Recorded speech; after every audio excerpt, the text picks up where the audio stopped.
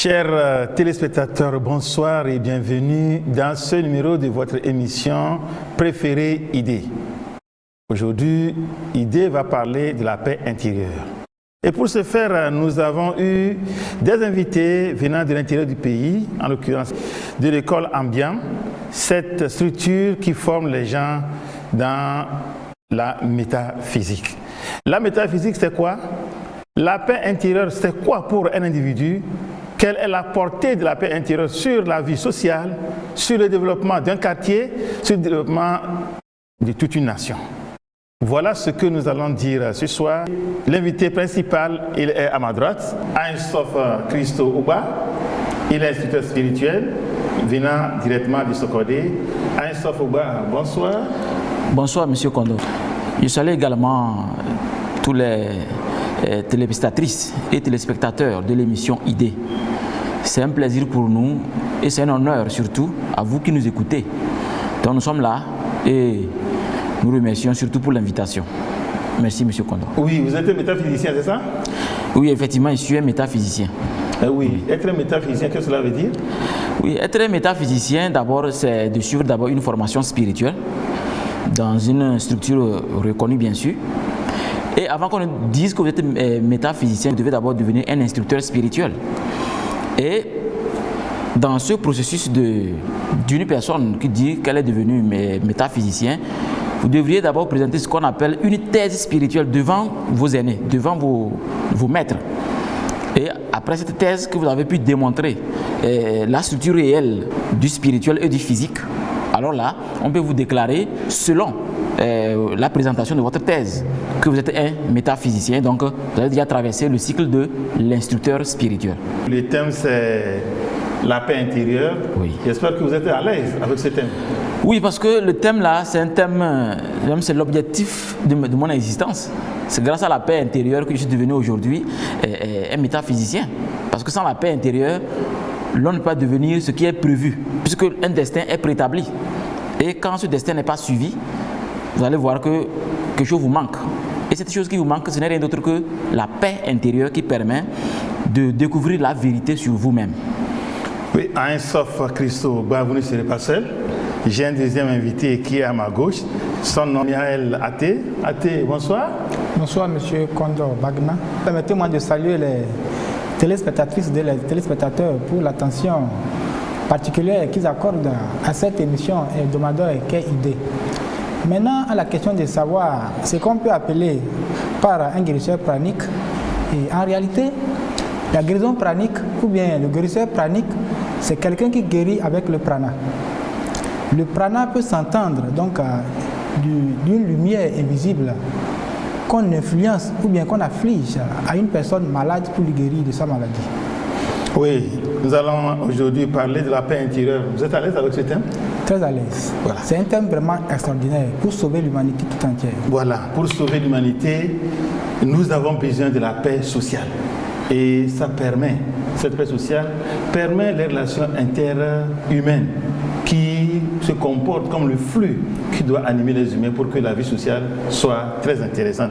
Mais nous n'allons pas parler de la paix sociale aujourd'hui, nous allons parler de la paix intérieure. Et je remets premièrement la parole à vous. Qu'est-ce que la paix intérieure? Merci encore, Monsieur Kondo, que la paix intérieure, c'est le calme. C'est le calme intérieur. La paix intérieure, donc, c'est la tranquillité, la sérénité de l'esprit et de l'âme. Et donc, un exemple à ce que je viens de dire, il y a de cela 2 semaines que j'étais allé à Tapamé et à mon retour, juste au pont péage d'Avier, il s'est produit un fait que je vais raconter ici. Il s'est fait qu'un monsieur, subitement, sa voiture s'est éteinte au beau milieu de la voie. Maintenant, ce fait a produit maintenant de la violence par rapport à ceux qui l'ont suivi. Les gens ont commencé par crier, par klaxonner, par demander « quitte la voie, quitte la voie ». Ce qui a fait qu'un beau monsieur est sorti de la voiture pour demander « mais vous avez quel problème? Est-ce que ce monsieur a voulu de lui-même que la voiture soit éteinte? Nous sommes tous de passage. Il faudrait que vous vous calmiez pour qu'on puisse trouver une solution. » Avec toutes ces paroles-là, tout le monde a fini par comprendre que vraiment ça ne dépend pas de lui. Maintenant, ils sont sortis de la voiture, ils l'ont aidé à pousser le véhicule ils ont mis le cœur à l'écart et maintenant tout le monde a commencé à passer. Donc, pour répondre encore, je dirais que vraiment tout le monde a besoin de la paix intérieure. Dans les familles, dans les boutiques, dans les marchés, tout le monde a besoin de la paix intérieure. C'est la paix intérieure qui fait que tout le monde est à l'aise. Merci beaucoup. Oui, la paix intérieure. Vous voyez, dans un premier temps, moi je retourne toujours vers notre éducation parce que le Togolais, à ce moment, il se rend compte qu'il a un besoin. Mais quand on a le besoin, il faut d'abord se calmer et de voir est-ce que dans ce besoin-là, est-ce que je ne vais pas perturber les autres? Parce que les gens ne se questionnent pas sur un besoin. Ce n'est pas parce que j'ai besoin de quelque chose qu'il faut commencer. Il faut se questionner à savoir est-ce que je ne vais pas perturber les autres?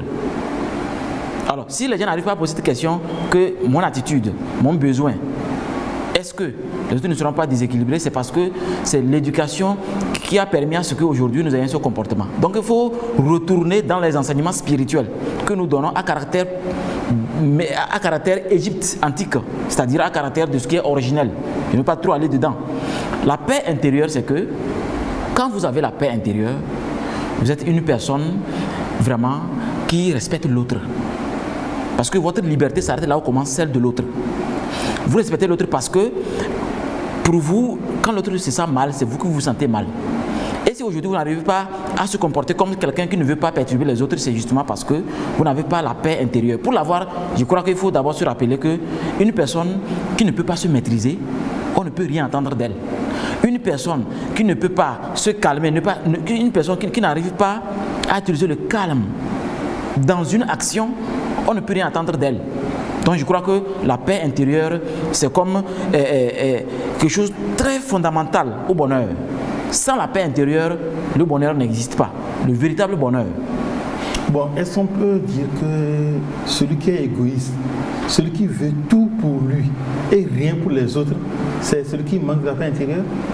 En fait, quelqu'un qui veut tout pour lui, c'est un égoïste bien sûr, mais lui, il est loin de la paix intérieure parce que ça, il va déstabiliser tout le monde dans son passage. Partout où il met pied, il va déstabiliser tout le monde. Même dans son parler, dans ses messages, tout ce qu'il fait, les autres ne seront pas à l'aise. Parce que malgré, il essaie de collaborer avec toi, mais en fin de compte, il veut tout simplement gagner. Il veut tout pour lui. Et ça, c'est dangereux. Parce que si l'univers voulait garder tout pour soi, nous n'allons pas trouver beaucoup de connaissances aujourd'hui. Donc je crois que c'est une personne qu'il faut essayer d'amener sur le terrain de la paix intérieure avant d'essayer de voir dans quelle mesure on peut aller vers la paix dans la société. Oui, métaphysicien, instructeur spirituel, comment un père de famille peut-il aider à la culture de la paix intérieure dans son foyer? D'abord, un père de famille doit dans un premier temps se donner à la véritable science spirituelle, qui est les enseignements spirituels. Parce que l'enseignement spirituel commence à l'intérieur pour aller vers l'extérieur. Imaginez une personne qui veut construire une maison et commence déjà à mettre les fondations, à faire tout sans voir le voisinage, sans regarder la situation géographique. Quand vous commencez par le point, il a été démontré qu'il y a un lien extraordinaire qui existe entre le point et la périphérie. Quand on part du point, c'est harmonieux. Mais quand on vient de la périphérie vers le point, c'est dangereux. Donc, le père de famille a besoin d'abord de se nourrir comme il nourrissait l'estomac. Je parle d'une nourriture spirituelle, je vais dire. Et donc, ce père de famille commence d'abord à se découvrir premièrement. Il doit d'abord se découvrir. Et dans cette découverte, il y a des processus. Après ça, maintenant, il doit connaître sa famille pour une bonne gestion. C'est la raison pour laquelle vous allez voir que dans les pays développés comme les États-Unis, on observe le président par rapport à sa famille. Si vous ne pouvez pas gérer votre famille, vous ne pourrez pas gérer la société. Parce que tout part par le point vers la périphérie. C'est très mystique. Donc je crois que le père de famille doit d'abord se donner à la découverte de qui il est dans l'enseignement spirituel que nous donnons. Oui, dans le cas pratique, vous êtes un instructeur spirituel. Les premiers élèves qui viennent à vous, comment vous commencez par les former pour qu'ils puissent avoir cette paix intérieure? Oui, monsieur Kondo, vous voyez, quand un être humain vient vers vous, vous devriez dire à l'intérieur de vous, merci Seigneur. Parce que Dieu n'a jamais apparu à un être humain. nous faisons nos prières, quel que soit le nombre de jours que nous allons jeûner, quel que soit ce que nous faisons, quels que soient les rituels, Dieu n'apparaît jamais. Qu'est-ce qui se passe? Dieu vous envoie des opportunités. Vous convenez avec moi? Une femme peut venir vers vous, un homme, n'importe qui. Vous devez vous dire que c'est Dieu qui arrive vers vous. Et donc, vous devriez essayer, comme vous vous connaissez, connaître la personne, l'expliquer le bien fondé de ce qu'il amène. Et cet bien fondé, c'est quoi? C'est d'expliquer ce qu'il vit en cachette. Au fait, c'est ça le rôle de l'instituteur spirituel. Moi, je t'explique ce que tu vis en cachette pour te montrer que je te connais, parce que je me connais déjà. C'est la raison pour laquelle, que ce soit dans le Coran ou dans la Bible, il est dit que Dieu te connaît avant que tu ne viennes au monde. Et il a été clair que nous sommes à l'image de... Donc je crois que dans un premier temps, quand, en tant qu'instituteur spirituel, je reçois un être humain, un monsieur qui veut se développer, quand il arrive, je commence d'abord par l'expliquer qui il est dans le comportement actuel qu'il a. Michael Athé, vous, aujourd'hui magnétiseur pranique, hier élève au spiritualisme, comment a été votre début au niveau de l'apprentissage de cette paix intérieure? J'avoue que le début n'a pas été facile. Parce qu'il consistait donc à laisser ses anciennes habitudes pour se fier à une vie plus extraordinaire. Dans les tout premiers débuts, il faut faire un effort.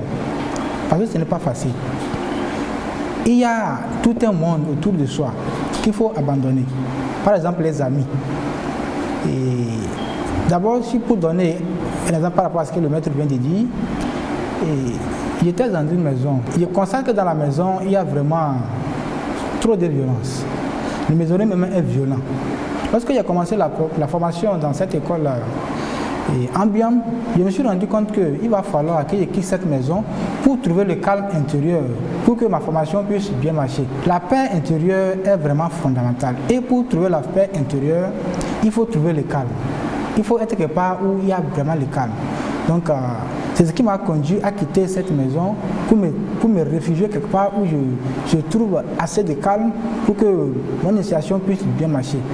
Oui, en tant qu'un initié à la paix intérieure, quand vous regardez les gens, que ce soit dans votre lieu de service ou bien les voisins à côté, qu'est-ce que vous avez comme appréhension sur la vie quotidienne des gens, ceux qui n'ont pas été initiés à la paix intérieure? En réalité, quand je vois un être humain qui se comporte, qui fait des comportements contraires à la paix intérieure, ma première réaction, c'est d'amener cette personne à découvrir qu'en réalité, qu'elle commet des erreurs gravissimes. Puisque une personne qui manque de paix intérieure est une personne qui n'est pas elle-même. Donc, comme le maître vient de le dire, il faut réellement ramener cette personne à se découvrir. Parce que la découverte de soi est la découverte de son monde intérieur. Donc, je crois que le monde est à la fois intérieur et extérieur.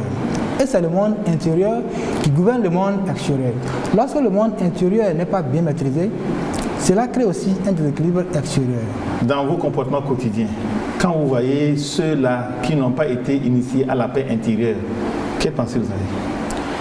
Oui, Monsieur Kondo, vous voyez, la paix intérieure, je vous ai dit, c'est la quadrature. C'est un véritable symbole qui explique que l'être humain a ou peut réussir sa vie. Vous voyez, quand vous n'avez pas la paix intérieure, à tout moment, vous êtes infecté mentalement. À tout moment, tout ce que vous faites, ça ne marche pas. Ou bien ça commence un peu, après ça relâche.